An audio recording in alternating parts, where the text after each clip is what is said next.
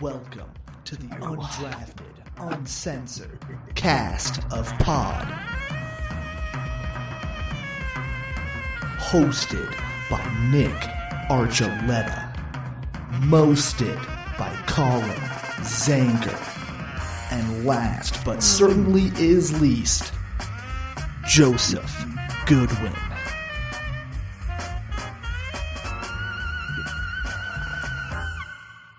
Welcome in, everyone, to the Undrafted. Uncensored. Everybody just turn to a circle for a minute. There we go. That was random. Yeah, again. Welcome to the Undrafted. Well, let's not do the whole thing again. There we go.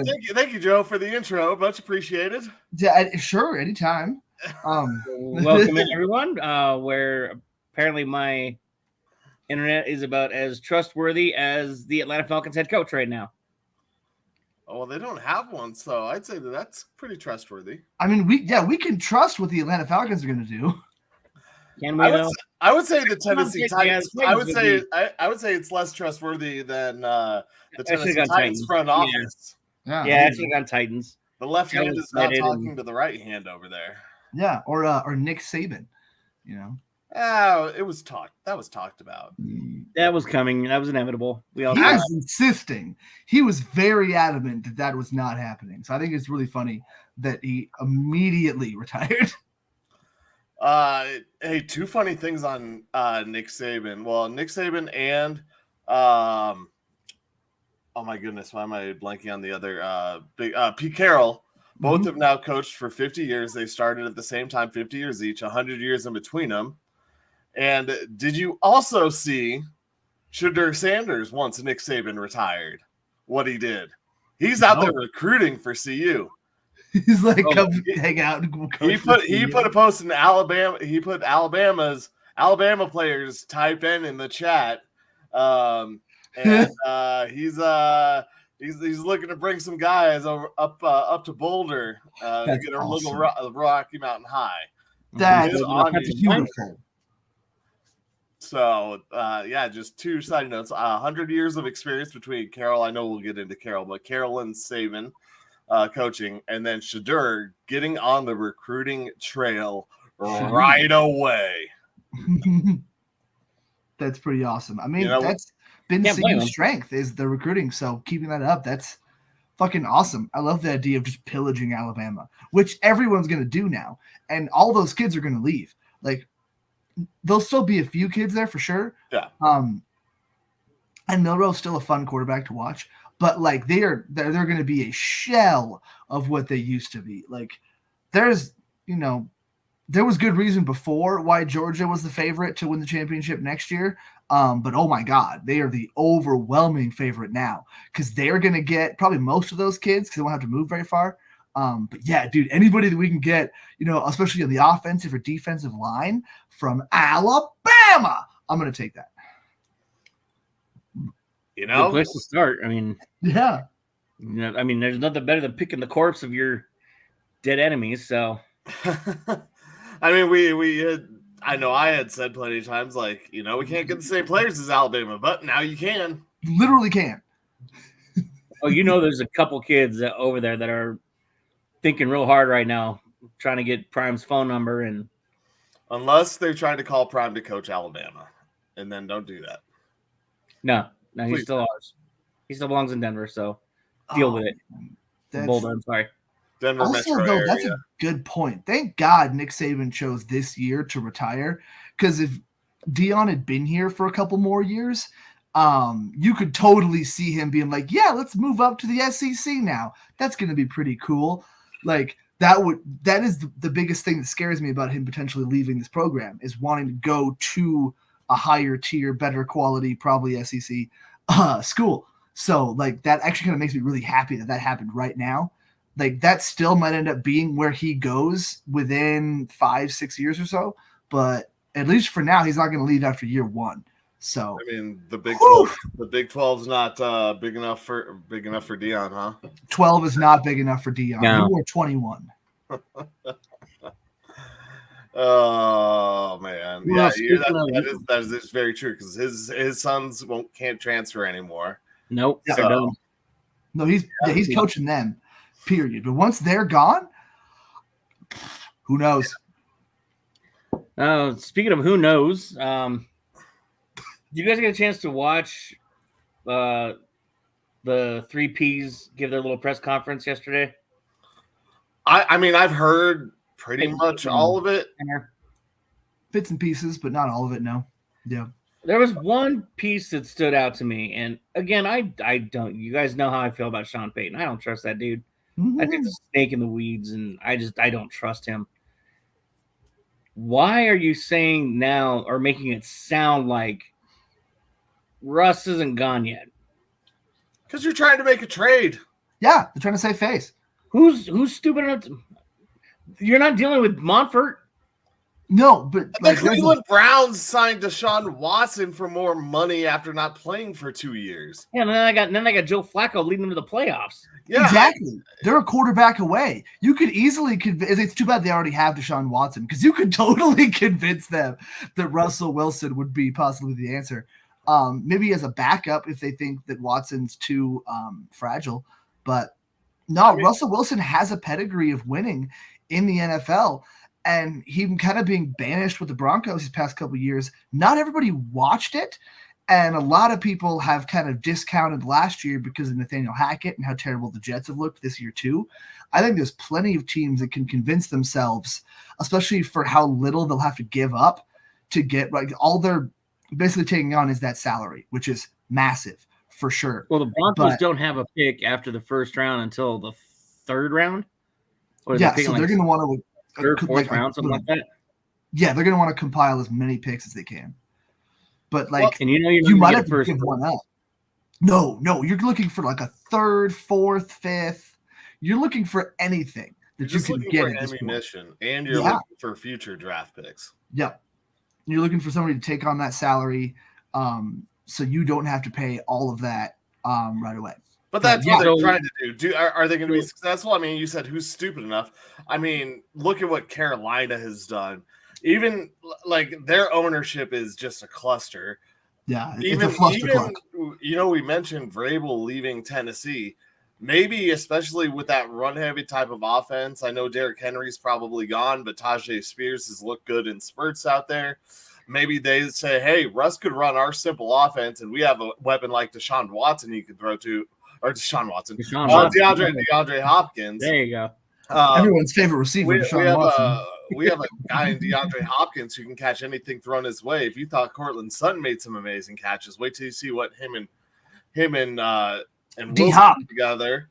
Like there are ways. I mean, you said who knows, like who watched how bad it really was.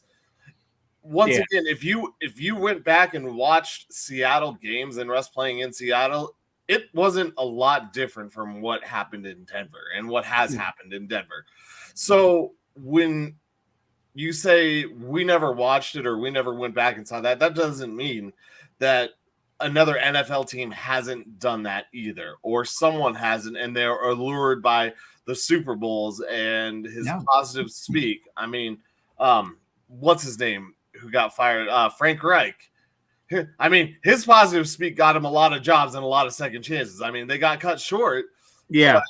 These things can happen. Carson Wentz had a chance, had multiple chances. So, yeah, that's what they're trying to do. Is it going to be successful? Do I think it's going to be successful? Hell no.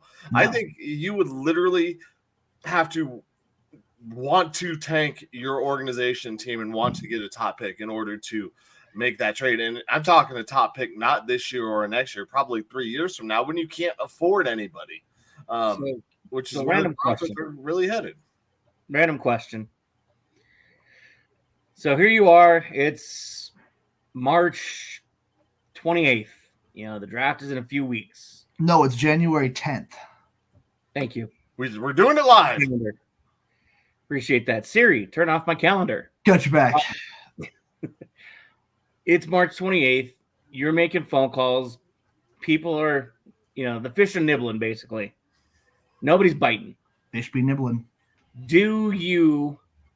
At what point do you either say, you cut bait, ditch Russ, take the salary cap hit, or March 1st, just win. Talk him into renegotiating his contract one more time without his agent. This time, man to man.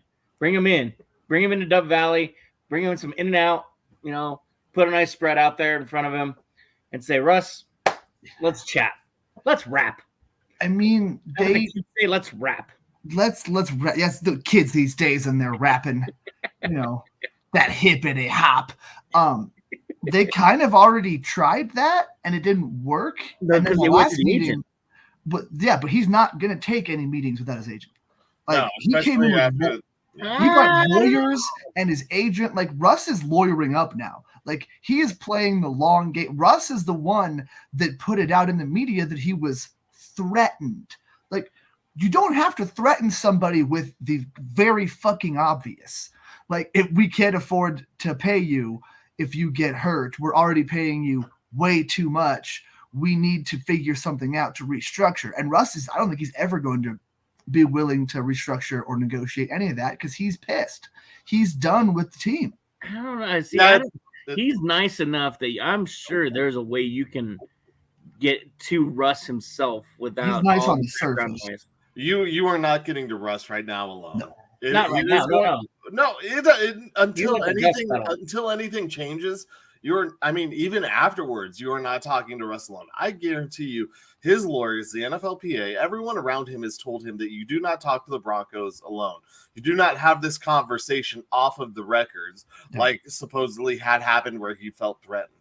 There is no way in hell that his team has not told him in 5,000 different ways that he is not to have any sort of conversation with the Broncos about these things without them. That's really comfortable. You want to come in and sell me a few more of your Russell Wilson hats there that look like he'd tell them to come to his house with all of his lawyers and they could all choose a bathroom to use it on their own terms. They could pick a bathroom to squat in and think about their terrible life decisions, like giving him his contract. I am glad that he hit the over on touchdowns above bathrooms in his house pretty early this year. This year. Yeah, because that just was so sad last year. But I don't think that you're getting.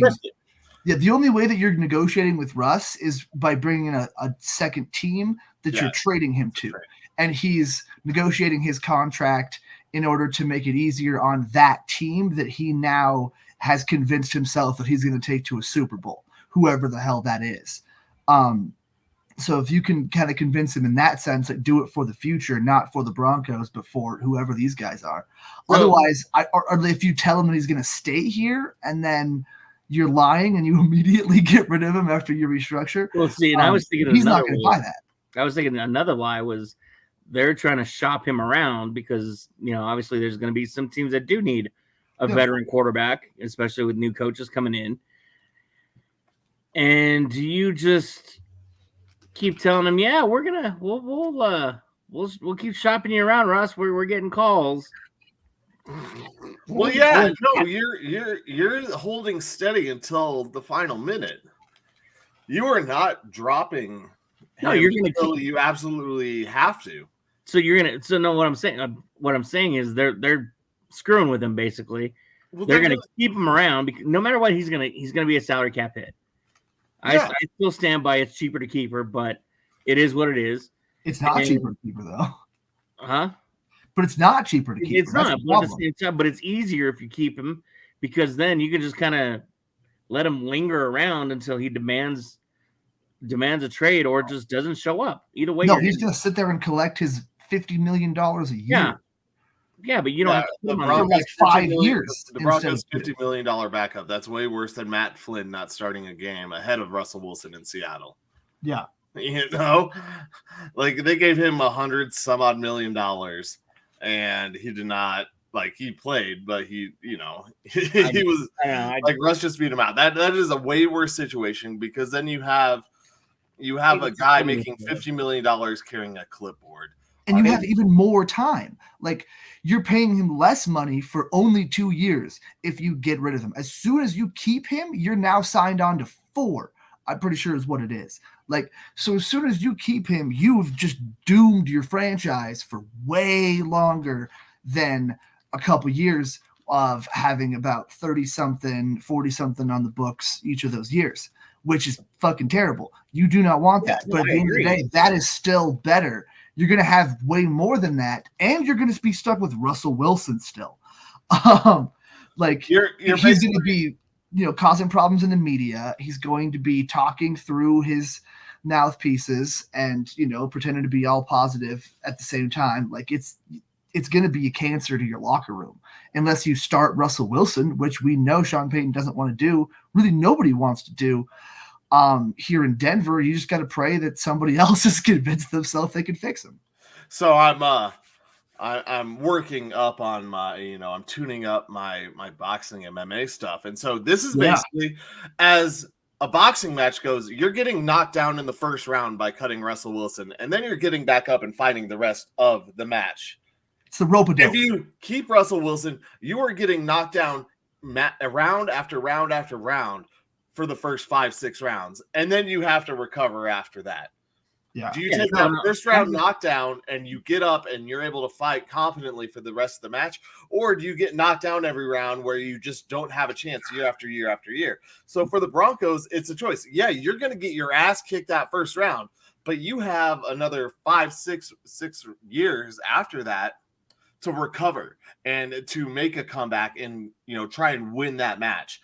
If you want to win the Russell Wilson match, you don't win it by keeping him on your team. You don't keep him on your roster because all he's doing is hurting you for the multiple years. What is he going to do? Be the $50 million cheerleader the Broncos have been looking for? No, he's going to be talking shit in the media the whole time. No, he won't. Oh yeah, are you kidding me? That's all he did in Seattle. Well, that was what he did. Yeah, he had his people. Line. Yeah, he had his people put it out there. Like it never came from Russell Wilson, so he could pretend to be the overly positive, never say anything bad type guy. But no, that's what he did. Is he got the message out there through all of his mouthpieces and all of his fucking, my people call your people. And that's all he ever did. And that's why Seattle fans were so tired of Russell Wilson being there because they could see what he was doing. And it's not like Pete Carroll was that much better, and now they're both gods. So I just kind of like to giggle at all the smug, asshole-ish Seahawk fans. My goal is that the Broncos can be better than the Seahawks with a $35 million cap hit from Russell Wilson next year. I'm just playing devil's advocate because, like I said, guys, I don't trust Sean Payton as far as I can throw him. Nobody does. I don't believe him. He's manipulative. He's a douchebag. Mm-hmm. He comes out in front of the media and tries to play this. Russ and I had a great conversation yesterday, and we smoked the ganja and we enjoyed a nice TP talk and had some fire water, and now here we are. We are at peace with each other. No, you're not. Well, I don't believe it's probably a piece. The piece is probably like, hey, we're going to try and move you. Get rid of you. I want you. Where do you want to go? Yeah. That's probably really what it is. But you also can't say that in the media. I mean, and we know why Sean Payton's saying these things. He's go? He has to, because the NFLPA is trying to sue the Broncos for the way they've handled the Russ situation. So they now have to and again, one more reason why I don't trust Payton. Well, yeah, but they have to do that because of Russell Wilson, because Russ came out and said he was threatened. Now they're being sued by the NFLPA. So now they have to keep to that story that it's only a football decision, that we've been nothing but amicable to Russell Wilson, which we don't know they haven't. Like, I feel like George Payton reached out, and then I feel like Sean Payton said something to Russ on the side, like, we're going to bench you if you don't fucking do this. Is kind of what I feel like happening, because I agree. I think Sean Payton, I don't trust him. Well, yeah, exactly. But it doesn't matter. We know what they're doing and why they're doing it. He's just saying these things so they don't get fined. So he can save face because he thinks he's God's gift to coaching. Guy, you ran the exact same offense with a backup quarterback and lost to the Las Vegas Raiders. And actually, you ran it worse with a backup quarterback and still lost the Raiders. That I don't think. Besides Alex Singleton, it didn't look like many people cared. No, yeah, that game was. Let's be honest. We can say whatever we want about Sean Payton, but he is a damn good. He's a good football coach. Let's be honest. Like what he did with this team and the wins that he got. I mean, he's a really good football coach. He got way more out of this team than I ever expected. And yeah, it also helped that the Broncos got the lucky bounces. Vance Joseph was able to help turn that defense around. But as Vance Joseph made the defense around was a big part of it. But that's still Sean Payton is the captain of the ship. And for me, he did an unbelievable job with a team that I thought was, like I said, going to be a 4 or 5 win team. So for this team to reach 8 wins, yeah, okay. I mean, much better than I thought. Playoff spot. 2 games out of taking the West. Yeah, that's ridiculous. With the team that's below average. So whatever we want to say about Sean Payton, I don't like what he does, but he can coach football. And sometimes I'll believe it when I see it. You just saw it this whole year. This team is below talent. I saw a coach with flashes of brilliance, but eventually just either he gave up himself or he's going fucking senile. Well, of course he gave up. The season was over. During the winning streak? Well, even then, you knew you weren't really going to go anywhere. And as soon as the bounces didn't go their way against a solid New England defense, once they fumbled that game, it was over. That was it. So once the New England game happened, there was no reason to keep. But as a coach, you're not supposed to give up on your guys. It's not giving up on the season's over. You play the young guys. You give people chances. You start Lil Jordan Humphrey so we can get a sick touchdown. Put that on film. You get a look at guys you wouldn't get a look at, and that's your main priority. You're on to Cincinnati. It's for the future, yeah. Mm-hmm. Yeah, and that's exactly what he did. It's not the best way to go about things, obviously, and I'm not saying that Sean Payton is going to be the long-term fit here because he might just asshole his way out of the job. He might be a little bit too old school in the sense that he wants more kind of vanilla, we call it the Mike Evans khaki pants style quarterback instead of the athletic, talented quarterback, because that's what he had with Russ and it didn't work. So there's plenty of reasons why this might not work out. But to just straight up say that he's not a good coach, he was a good coach this year. I wasn't saying he's not a good coach. I'm just saying I've seen flashes of brilliance from him, but right now he's been a coach that's been away from the game. His teams, the Saints were declining, and if you can only win because you have Drew Brees, that's an issue. No, he won with Bridgewater. He won with Taysom Hill. Look at the record of Taysom Hill as a starter. He only lost a couple of games. None of those games looked good. But Sean Payton won games with guys that had no business winning with. Jameis Winston. I think Andy Dalton was the backup that year. Or am I just thinking? It might have been Dennis Allen. Dalton was the starter and Winston was the backup. That was last year though with Dennis Allen. I think Dalton was there the previous year also. Or they both played. I'm pretty sure Dalton started and then he got hurt and then Winston came in and played a bunch. Yeah. So Dalton came back in. So they were both there for 2 years. And then it was like the Taysom Hill when it was neither Winston or Dalton could play. He's done a lot and he did a really good job, I think, coaching this team this year. Yeah. Once again, way above my expectations. I know they didn't fulfill your orange and blue colored glasses, Nick. That doesn't mean that he undefeated. But I wasn't expecting him to be. Is that he let him down? I mean, how many times could you say that it was the players that let the Broncos down? There are a lot of. I mean, how many times did Russell Wilson let the Broncos down? Yeah, the interceptions in the end zone. Let's go back to that. The defense, the interception. Everybody has a piece to own. Yeah, I'm not saying that. I'm not trying to push all the blame on Peyton. What I'm saying is, he has it. This is his time now. Basically, is what I'm saying. Yeah, this is your moment. Here you go. Here are the keys to the Ferrari. You crash that sumbitch, turn in the corner. We're gonna have an issue. It's not a Ferrari, right? Yeah, I would say it's more like a. Here's a Volkswagen. It's like a 90s Mustang. Volkswagen Chiron. Here you go. It's like probably drinking Shiraz with Russell Wilson. It's like a Honda Civic. I mean, you go that good. There's it's got potential. Cavalier. There's some potential, but it needs a lot. Yeah, but nobody races Cavaliers. People race Civics. That's a car that people race. No, it's a lawnmower that can race. Exactly. But people race them all the time. They're super light. And so I think that, if we're going to compare the Broncos to a car. And let's be honest, the Broncos are going to be super light in the pockets. Exactly. Like the more I think about it, the more the Broncos are a fucking Civic. They're like a 90s Civic that somebody stripped all the parts out of so they can try to make it move a little bit faster and gain an edge. Then they'll slowly build it back up. And you got a body to work with. You got a body to work with. Keeping it from getting stolen. Yeah, like they blew a rod so the engine's out, but the core of the car is really good. Yeah, I mean the frame is still good. It all still works. Yeah, they just got to put a new engine in there. It's probably going to have a turbo. At some point, I'm going to get off his case. Like I said, I don't trust him as far as I can throw him. Oh my God, I don't like his personality. I don't like how short he is with the meeting. And he's admitted he didn't have that kind of media when he was in New Orleans. Yeah. I get it. You don't have that kind of media because most of them don't give a shit about the Saints. They care about LSU. Go Tigers. GEAX.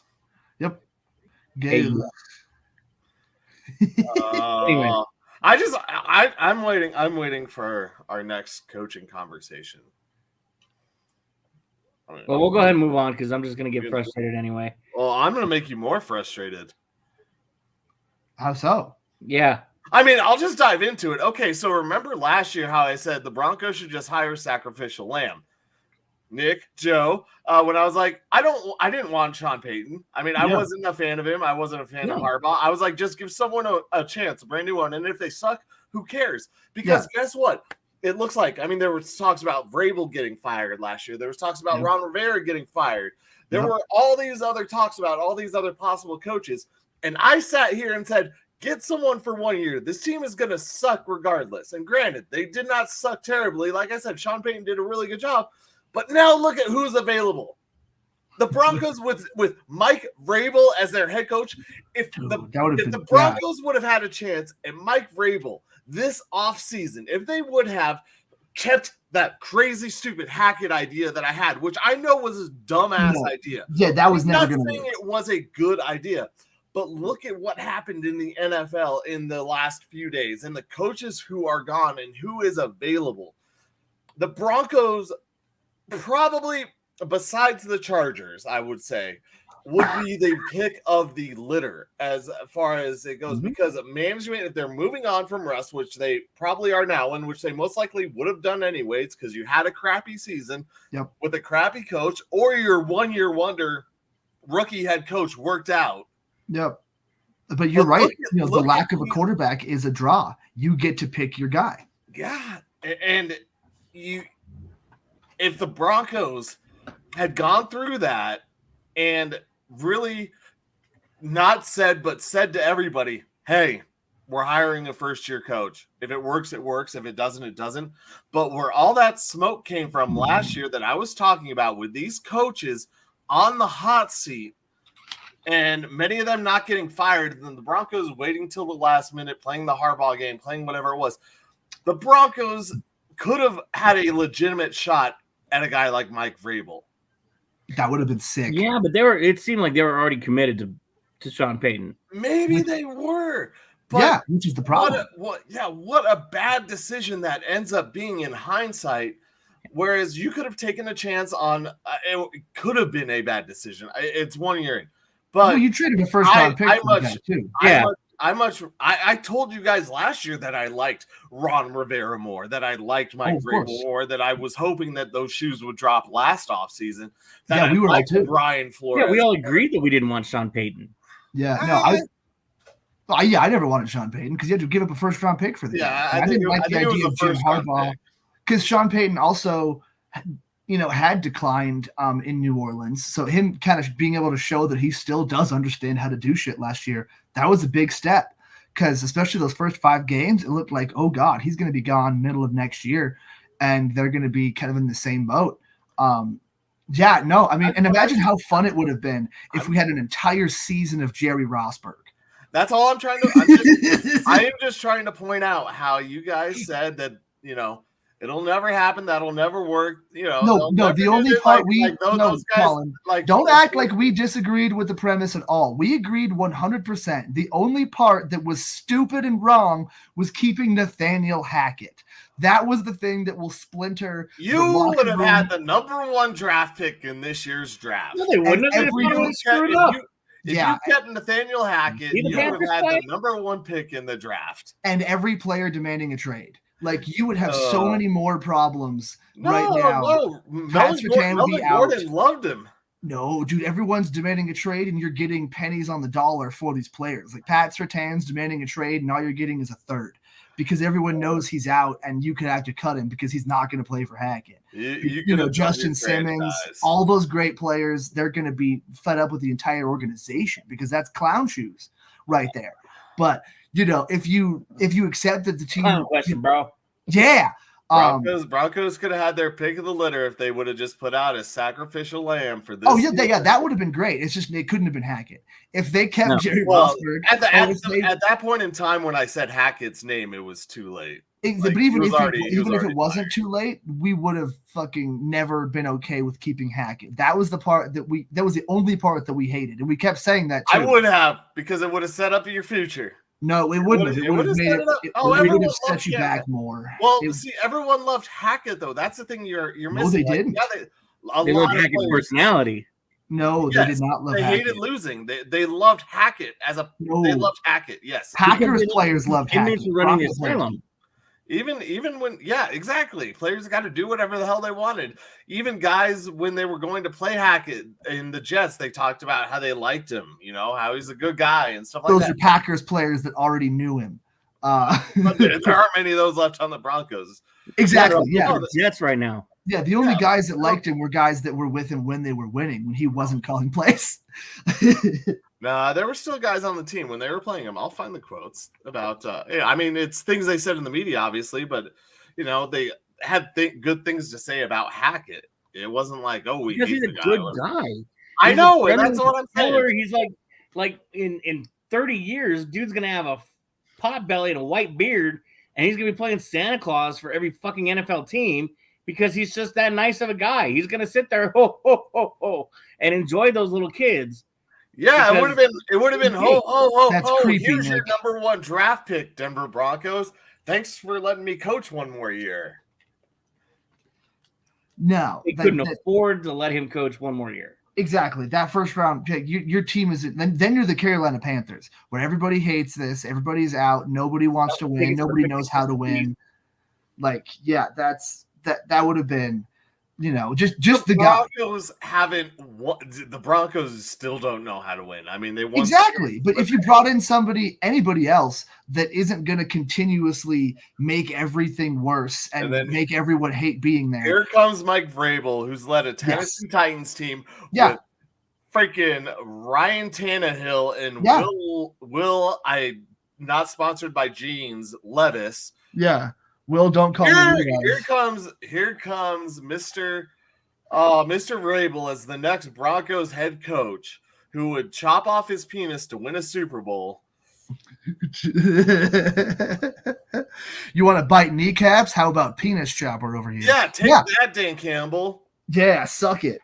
Suck his chopped because off it's on the floor. Like, seriously,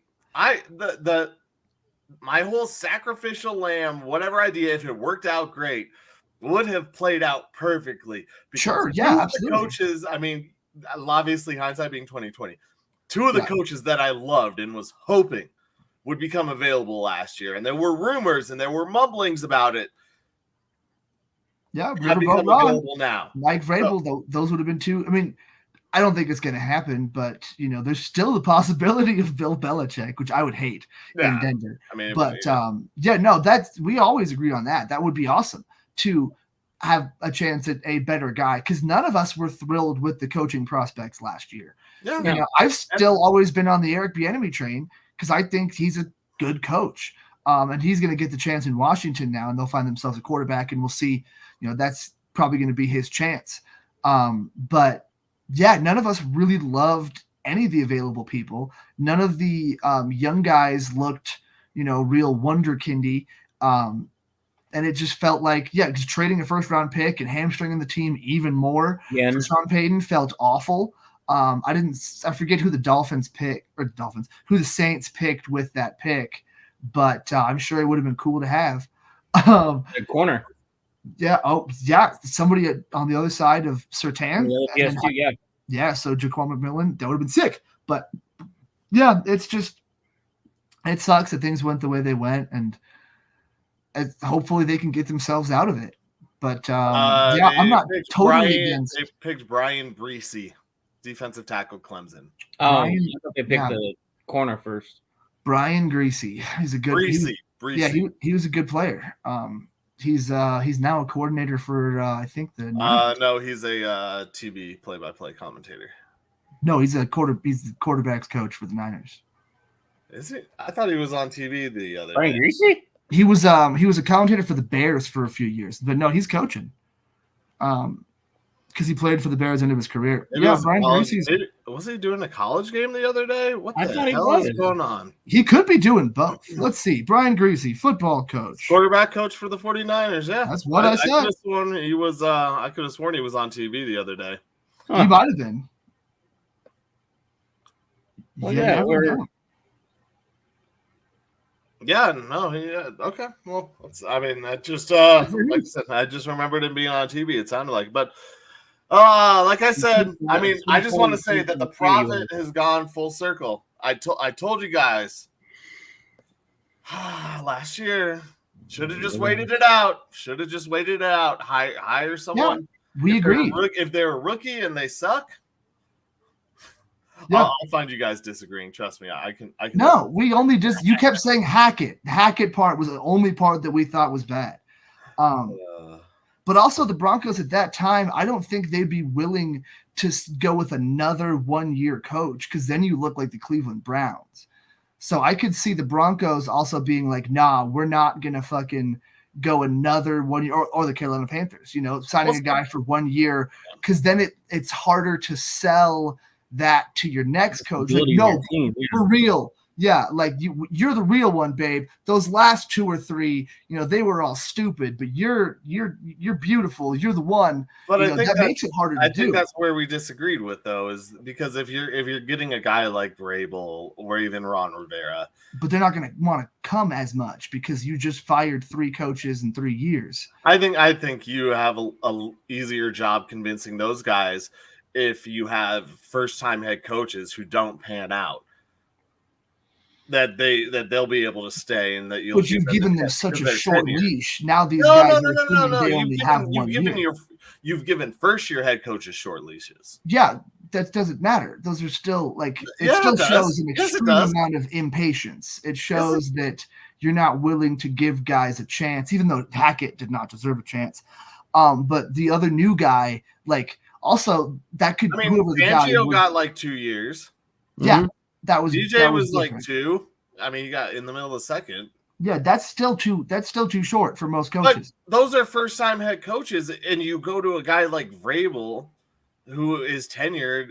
That I think that's a whole different conversation than you're having, because you're like, hey baby, you are the one we really wanted, but Tennessee didn't sign you last year, so Tennessee decided to keep you last year, so we were forced to go with this one guy. We were waiting on them to get rid of you. That's why it took so long for us to get a head coach. Yeah, but there's your conversation. But that's also starts. And then you back up a Walmart's Brink truck. That's like, I didn't love I didn't love that last girl, but I kept her around for an extra year just because I didn't want to be alone. And you were still with somebody, so you're the one I didn't care about. But her and I were done. I've been waiting on you to be single this whole time. Exactly, but you kept your old girlfriend and were an asshole, so that's a bad look.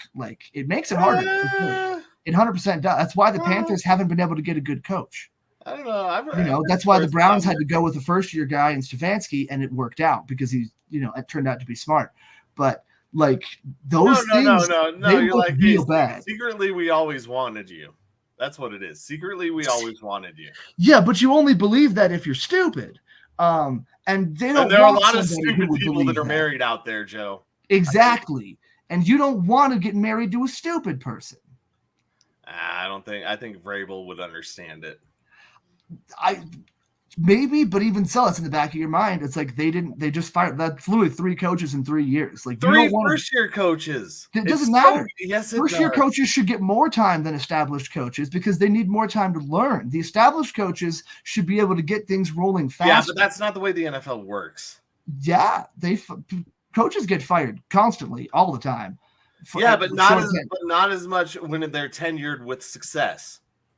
I mean, as soon as it looks bad for a couple of years, you're gone. Doesn't matter. Well, yeah, a couple of years. Vrabel only had a couple of years of success, so he's thinking in his mind, if I can't make it look like Derek, I did it with Derrick Henry, the best running back in the league, and we carried a mediocre quarterback, and we got pretty lucky. If I can't get that going again, I'm gone in 2 years. That's a scary prospect. This was his worst year there, though. The Chargers kept what's his name for like 4 years. So I think it does look bad, but at the end of the day, if you can land the guy, it's awesome. Los Angeles is cheap. They wanted to get rid of him as soon as they could because they were only going to do it when his contract expired anyway because they weren't going to bring him back. The fact that he got basically raped by the Raiders was the only reason he got out so quickly. They got Broncos. He got Fangio'd or Hacketted. Hacketted. I don't know. There was a lot of potential. We all kind of saw the writing on the wall too. That there was a good chance that this year was going to be the year you could pick up somebody's lost along the way puppy, bring him back in and recuperate him, and raise him back so that he was back to being the happy dog that he was on the sideline. But everybody started to panic after Hackett almost drove the organization into the ground, and they had to do something quick. But again, they went in this new ownership that I don't think they quite understood the circumstances behind getting rid of such early draft picks. They're like, oh, they want a first rounder? Yeah, we got this year to give them, and we got this year if we want to. How many of those do you want? Because we can get another one, right? No, you can't. You get one every year. You can't. That's not how that works. Unless you make a really good trade, it's not going to work. And so, ownership had to learn a lot of lessons. And I think these first 2 years are a lot of shit. That was dumb. But now you're stuck with Peyton for now because you're going to give him his full opportunity to run with what he's got. He's got a draft that he's coming up with now. He's got a chance to sit with George and hash out who's running the ship and who's going to make the decisions.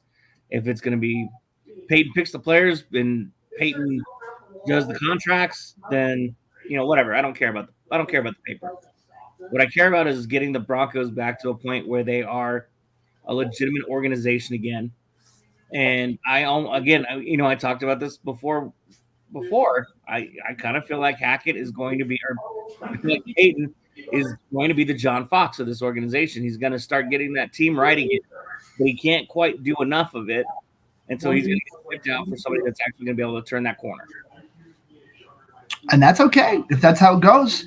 If you actually get to someone who can, turn that corner and you don't miss out on this ridiculously awesome couple drafts of quarterbacks. I think this year, next year is something that you really can't afford to miss on. So Sean Payton is that guy that's like, no, I want a veteran quarterback. That's worrisome. You can't afford to give him that much time because you need to be able to build for the future. So and that'd be great to be able to go from Sean Payton to somebody else who's going to get you over that hump. Because now the players have kind of figured out how to do it, but they've also figured out what they didn't like about Sean Payton's offense and team and how to kind of innovate and be younger. That sounds great. But I don't know. It's just I'm a little concerned they're going to stick with Sean Payton for a couple years too long, or maybe just 1 year too long, and then all of a sudden, you're out from under the Russell Wilson contract. But Shedeur Sanders got drafted by somebody else, and a lot of those guys, Milroe and a lot of those other younger guys are gone. Quarterback this year. And then, I think they have to go for something unless, all hell breaks loose and all those quarterbacks get taken in the top 10 and they don't get a chance to. But even then, in the top 10. I don't think so either. Well, I mean, you never don't be so sure. The Raiders have some ammunition to move up. There are teams behind the Broncos that have ammunition to move up in.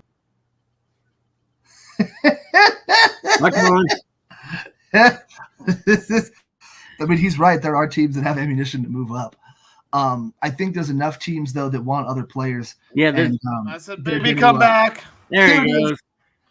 Yeah, you can blame it all on me. Blame it all on my mouse. There you go. But yeah, no, I was saying I kind of agreed. There's a lot of teams that totally can move up and make a run on quarterbacks. We always assume it's going to go that way, and then it always takes a little bit longer. We haven't seen everyone go. Like even Josh Allen, I think, was outside of the top 10. I want to say maybe it was just top 10, but outside that top 5 when the Bills traded up to get him because there was enough teams that had quarterbacks. Well, I mean, we're going to talk about it too here in a little bit. I mean, you look at the Natty too, the national championship, and Penix. Penix stock probably dropped a little bit because he was not firing on all cylinders. You know, he's overthrowing his receivers, thrown into open space where there's absolutely nobody, thrown into double, triple coverage. Allen was picked 7th, by the way. 7th? Okay, cool. So it was almost topped, but not quite. What pick did the Broncos have that year? 5. That was 5. Bradley Chubb. That was Bradley Chubb. Okay. Yeah, they were offered picks, whatever picks that Buffalo had, which I think were outside the top 10. That's maybe why I'm thinking about it. They were offered 2 first-round picks for that pick of Bradley Chubb. The Bills moved up from Tampa Bay.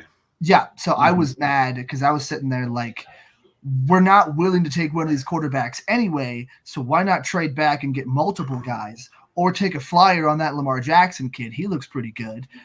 You could take Vita Vea or Roquan Smith or somebody with that first pick, and then whatever the last one is, just take a quarterback. Fuck it. And yeah, they didn't do that, and I was sad. Now we don't have Roquan Smith or Lamar Jackson.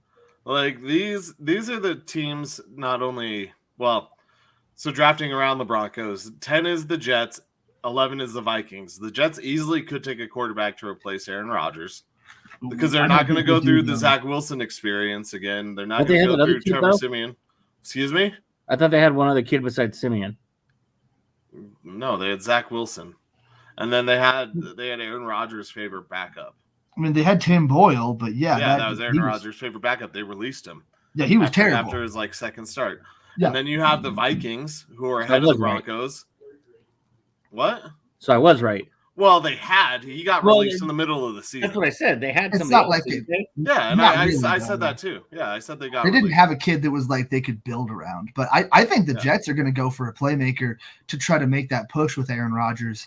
They might also trade that number 10 pick to the Las Vegas Raiders for Devontae Adams. That's very possible. The Minnesota Vikings need a quarterback immediately after the Broncos. You have the Raiders. You have the Saints.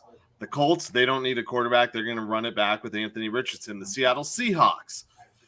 You go down, the Tampa Bay Buccaneers are a few picks later. The Rams, are they drafting someone to replace Stafford? Tampa won't need one. Not yet, no. Those are all playoff teams, so that can change. This is hypothetical for those last few. But that's already set in stone. The Seahawks, the Saints, and the Raiders are all behind the Broncos, who are all quarterback needy teams that could easily and have a lot more ammunition to move up in the draft to get a guy.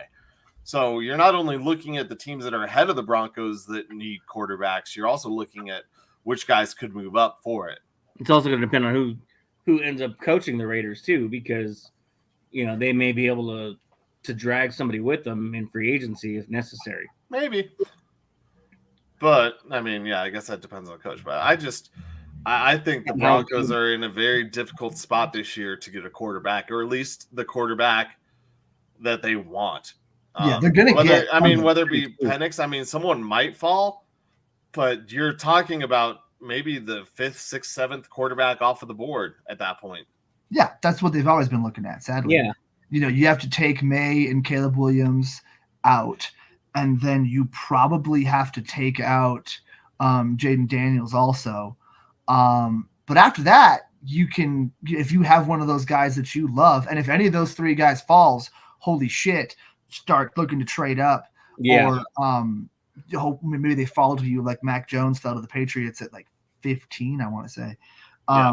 But they've kind of always been looking at that. So I think they're hopefully anyway, if they're smart, which the scouting department we don't really know. They've been looking at those later guys, and I'm sure they're doing some due diligence on Caleb Williams and Drake May, but they kind of have to know that they're gone. Like that's off the table for the Broncos. But because they actually did lose that game and they're up at 12, they are now in striking distance to be able to get at whichever guy is their favorite. Or maybe they have a guy that they love, but their guy below them on the draft board is actually like, we could win with this guy or whatever. And as long as you get one of those guys that's solid, or like we said, maybe there's a massive run and the Broncos just don't end up getting that because they need to save their picks and they get one of the guys next year that's going to be really good. That's going to make the fan base terrified. It's going to make Sean Payton's seat a whole lot hotter because he's going through another season without a guy for the future. But I mean, have a good chance. I'm agreeing with you that they're within striking distance, but I don't think they have that good of a chance because these other teams have much more ammunition.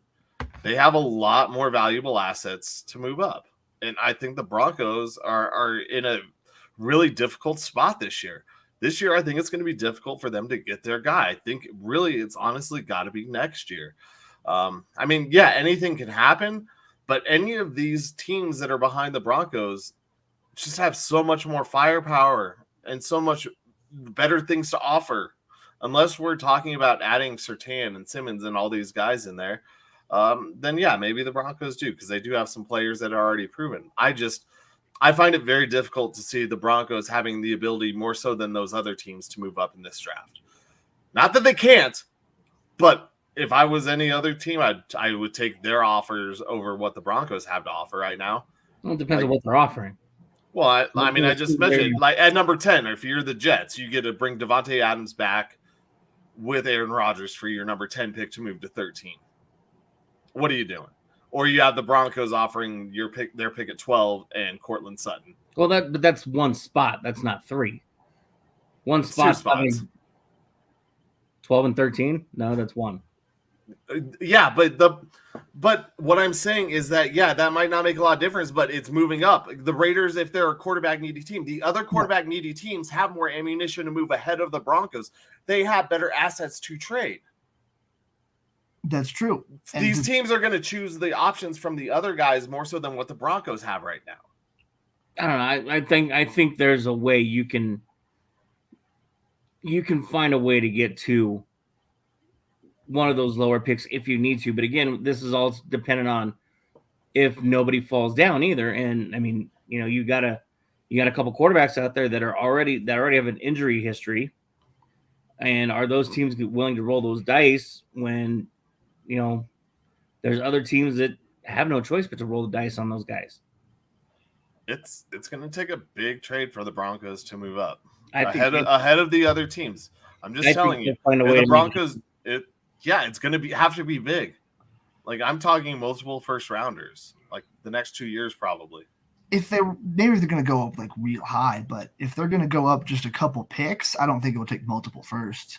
No. Especially with like that Chicago pick, that second one. Who knows what people are going to be offering them for that? They might just try to move that sooner though, because that really depends on what they're going to do. Like if Chicago keeps Justin Fields, that becomes one more team that's not picking a quarterback ahead of you. So that's 2 picks. Because obviously one of those picks, they're going to trade somebody probably for a quarterback. Because that first overall pick, I think, is going to be a quarterback. That's the one that'll take multiple first-round picks to get. So whoever, maybe somebody in the top 10 that wants to move up and guarantee their guy or whatever. But once again, this is not it shouldn't take much to move up. But the Broncos don't have the same amount of assets as these other teams do to offer. That's where the issue comes. But maybe the Raiders guy is gone and they don't want to move up, and that's not one for them. Yeah, that could happen. But every team in this draft knows or will know that the Broncos are, most likely, I know it's going to be a post June 1st designation, but that they're trying to move up to get a quarterback. And so if they want one, they just have to offer a little bit more than the Broncos. And that's not very difficult to do right now. Yeah, but I mean, is it really worth playing that chess game too to keep the Broncos from getting a quarterback? So if it's a guy that they want, yeah. Yeah, it's not about keeping the Broncos from a quarterback. It's about getting the quarterback. Yeah, if it's a guy, I'm just saying that if it's the guy that they want, it's much easier for these other teams to get those guys and move ahead of the Broncos. Yeah, but their picks are also worth less. You're making it sound like half the NFL is looking for quarterbacks too. I mean, all of them they kind of are. There's five teams, in the first round, there's 6 teams within the Broncos. Well, from 10, they don't know what they're going to do yet in Chicago. All right, so let's say for the sake of argument, we'll take out Chicago, even though they're still, I think, likely to just move Fields for another first-round pick and just start over. But let's say Chicago doesn't take a quarterback. Second pick is Washington. They're taking a quarterback. Third pick, New England. They're taking a quarterback. Fourth pick, Arizona. You could argue one way or the other. I think if they're smart, they're trading Kyler Murray for whatever they can get, and they're taking a quarterback. But that's 50-50, so you could take them off. But that's still and then the fifth, the Chargers aren't. Sixth, the Giants. I think they're taking a quarterback. Probably. I don't think they're going to build around Daniel Jones. I don't think Tommy DeVito is going to be a guy they want for the future. So you have to pray that any of these teams with a premium draft pick decides to go for a free agent instead. Mm-hmm. The Titans probably stick with Will Levis. Like that's your best bet to move up. New coach. But they like Will Levis a lot, and he's It's a young, promising, quality quarterback. So like that's one that you don't know because anybody can. New England, you don't know yet either because you don't know if they're going to keep Belichick. It doesn't matter, but they're not. They're taking quarterback. They don't have a quarterback. They don't have anybody, and they don't have any. Yeah, no fucking way. Bailey Zappi was barely competent. He was just because he was better than Mac Jones does not mean that that's like a Pro Bowler. That's like saying the Broncos are fine because they have Jarrett. So is Tyler Huntley. And then the Falcons definitely taking a quarterback. Desmond Ridder has been terrible. He wasn't even a high draft pick anyway, so they didn't invest much in him. And then the 9th pick is Chicago again. So that's one where somebody could move up and grab somebody, or Chicago. I don't know. It's kind of fucked. And then the Jets, I don't think they're going to take a quarterback. But I think Colin's right in the sense that teams are going to be looking to move up to around there to get whichever guys are falling. Same with the Minnesota pick. They could go for a quarterback. They could go for a free agent. They're not re-signing. I doubt they're re-signing Cousins. No, but that's still like they got to get a quarterback. So they could. Yeah, that's like 6 teams, and that's omitting Arizona, which we don't totally know, New York, Chicago, and Chicago. So like, dude, there's it's gonna be rough. We're praying that free agency fixes a lot of these teams ahead of the Broncos quarterback problems. Well, or they're gonna have to move up. It could, but like I said, you're I don't know, putting all your eggs in one basket and assuming that everybody in the draft is gonna take every single quarterback available. And I think there's potential for the Broncos to be able to do stuff and move around, and it's not going to take, I know it's going to take a little bit more, but by the time at January 10th at 7:35 p.m., the prophet has spoken. By the time it gets to the 12th pick in the draft this year, the quarterbacks are going to be off of the board. All of them, including Bo Nix. Yeah.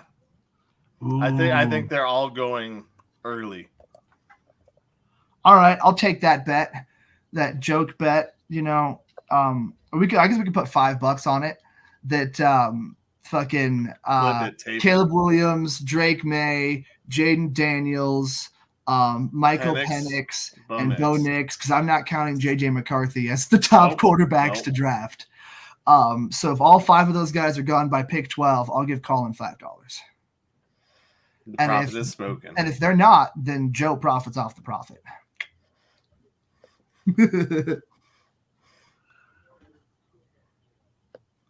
They're going. I'm telling you, Nick doesn't like it. Nick doesn't like it. Nick really doesn't like it. He's so pissed off right now. He's looking at a way for this not to happen. I'm telling you. I'm telling you that like the Broncos are going to have to pony up some big stuff to move. into a spot Pony. ahead of Pony, ahead of some of these other teams because they just don't have the same assets to offer, and that's what's going to hurt. And yeah, maybe the Broncos do it. I mean, the one thing they do Spencer have in their favor is that their pick is more valuable than those other picks because it's higher up. So that does make a little bit of a difference. And if they can package some young, relatively talented guys, I don't want to lose Pat Surtain, though, is my issue.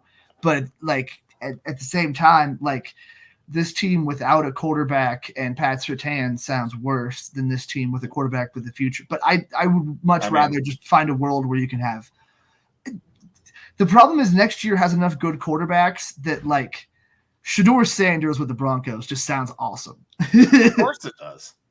It sounds great right now, but we also don't know how next year is going to pan out. So true. I've said it. I think the Broncos are playing for the 2025 draft, and I still do, just because of where they landed. Or they're giving up the 2025 draft for this year, which is possible. They might just give up next year's draft to move up and get the guy they want this year, which I think would be a big mistake. Depends on who that mistake is. We'll jump real quick since we're talking quarterbacks into the Natty before we get kicked out. Yeah, we kind of just spent the entire time on the Broncos, but that's fine. It's been a really fun week of football, and we have an entire offseason to look at, and I'm kind of okay with that. So welcome back to Broncos talk here on the Undrafted Uncensored. The game started the way I thought it was going to go. Michigan came out to a quick lead. Washington tried to make it a football game, but then they remembered that they're not as good as Michigan. And when you start the third quarter with a turnover, that pretty much sealed the deal. Yeah, what the hell happened to the 56 points that were supposed to be scored in this game? Jackasses. Yeah, I don't know. 56 and a half. That hurt. I can't believe there were like 30 points in the first quarter. And then nothing. It just died. It was like, Michigan was like, I'm tired of running. I've had too many 90-yard. No, it was only like 17-13 going into the. That's like 30 points. Isn't it? That's exactly 30 points. I mean, no one said there was going to be math, but Nick, nobody told me there was going to be math. Nick, you kind of walked right into it. You should have just gone with what I said. Yeah. No, it was like 17-13. Adds those numbers up real quick. Shit. That's 30. Anyway. It just seemed like then they were just kind of, okay, we're going to win this game. Yeah. All right, whatever. Nice try. And you might be right in what you mentioned that Penix, he didn't look great, but once again, this is a Michigan defense that was really damn good this season. Yeah, Michigan was really good, but he looked really bad too. I don't think it helped that his number one receiver was nursing that ankle too. So I think and that running so back. Was he. Penix was nursing a little bit of a tweak too. I don't know if it was an ankle or knee, but that's really what can make Michael Penix fall. Is that there was lingering injuries that affected his performance, and injuries have been the thing with him. Not as much at Washington, but before Washington, he had injury problems. So that's the thing that I think can hurt him the most, is that they start looking at that game through and kind of an injury lens, so to speak. And that's like, that might hurt his draft stock a lot. Because he's had those issues, and he carried that team all the way there. And if the narrative is that he fell apart, yeah, he didn't shine in the limelight, and that does not look good. It could shy some teams away from him. I was going to say, do you think he looked bad because of Michigan's defense, or just because he's a lefty? I mean, it really looks so weird every single time. It does. There's a left-handed quarterback. It's not that they can't be successful, but it does look strange. So, yeah, I think his stock got hurt. But going into it, it was just, I don't want to say it was TCU last year, because TCU was not the same animal, but you just knew who the better team was heading into it. Husky. Yeah, that is correct. They're different. You knew the better team heading in, just like last year, and it was Michigan. Yeah. It was going to take a lot of things, and when the very first drive, you get a 40-yard touchdown or whatever, however long that rush was. That kind of just is we're not in the same punching class as you. Yeah, that really sets the tone. When you can't stop the run to that level, like, oh, man. I'm not even their main running back. Yeah. It wasn't even Corum. That was the guy. I don't think he scored a touchdown all season. That was his first touchdown, or his first rushing touchdown this season. Well, he got it at the right time. Yeah, he got 2 of them right away. Speaking of the right time, Nick.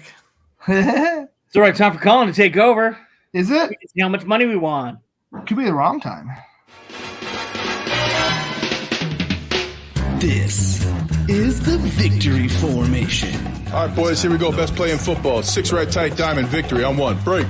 Okay, 3, 2, 1, it's jam. The Pick'em segment proving that Colin Zanker is the most humble man in the history of time. Least. Featuring Nick Archuleta wishing he was somewhere else. And Joe Goodwin just kind of winging it. And we are here into the victory formation, everyone's favorite part of the show. Everyone's. We talk about the money won, and sometimes it turns into money lost. As this week, 2 of us went 3-1, and 1 of us went 1-3. Let's go over it. I would also like to really quick take this chance to point out that I won the fans pro football pick'em for the entire season. For the station, for yes. the station employees, not the overall one. No, but yeah, everyone that works at the in my opinion, the best sports radio station in town. No, they're the biggest though.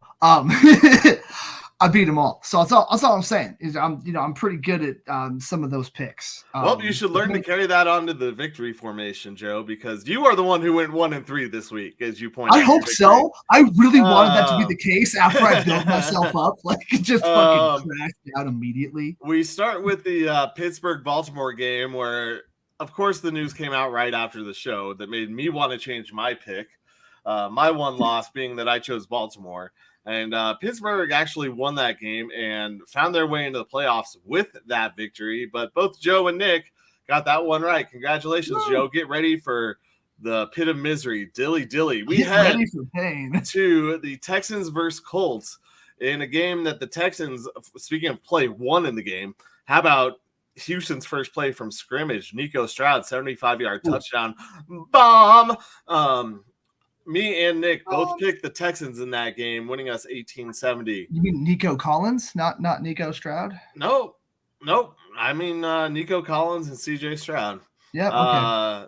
The Bills in our next game defeat the Dolphins in a game that really didn't matter besides who wanted the 2nd seed, which the Bills ended up getting. The Dolphins end up limping into the playoffs, but both Nick and I chose that one correctly. And we finally get to Nick's loss. Michigan beats Washington, as we just spoke, winning me 15-21. But the big winner on the week would be Nick Archuleta at 41.91, bringing his total up to 56.51. I was just $1.55 behind, doing some quick math there. Not sure if it's right. Yeah, it is right. Doing some quick math here. I won $40.36, bringing my total out of the negative from the week before to $20.36. Negative. Joe, even with your 3 losses, you only lost $13.24, and you are still in the positive at $1.36. Oh, I got a whole dollar. So that is $1. That wraps up last week's victory formation, the regular season of the NFL, college football picks, until we get to the end of the year this year and it starts back up again. But get ready for a whole lot of WNBA, XFL, whatever, USFL. USFL? No, it was a USFL. UFL, I think is what it is. UFL, yeah. Get ready for some UFL, some playoff pick'em. We got plenty in store. Hockey. Go ahead. Hockey. All the normals. Ping pong when we get to it. Spring training baseball. Ping pong. There's the spring training baseball. Hey, just remember my spring training bet of Chris Bryant hitting more home runs in spring training than the regular season was almost right. Yeah. It really wasn't that far off. So No, it wasn't. That's true. You know, almost counts. This is horseshoes and hand grenades. It is. It is almost So almost on my parlays. Like I gotta check what's going on in these games tonight. So that means it's time to go. All right. Nuggets tonight, Avalanche tonight. Thank you, boys, for joining me. Thank you, Michael Spillin and everybody over at e5280sports.com for having us, hosting us. We love you guys. Make sure to check out all the other shows on there as well. Sorry for my distractions today, but little work stuff going on behind the scenes here for everything else. So I apologize for being in and out a little bit tonight. But tune in Friday. We will go live. Friday morning, 10 a.m. Love it in the morning. Yeah. Get your coffee, get your donuts, get your breakfast sandwich, and tune in to the boys as we try to wake up. Yeah, come get some morning wood with us. Just wake and bake. I'll be doing all of that because I'm broadcasting from work. Yeah, other morning cliches. Colin will be baking pastries. Colin Zanker and Joe Goodwin. I'm Nick Archuleta. This has been the Undrafted Uncensored. Thanks, everybody. Love you. Bye.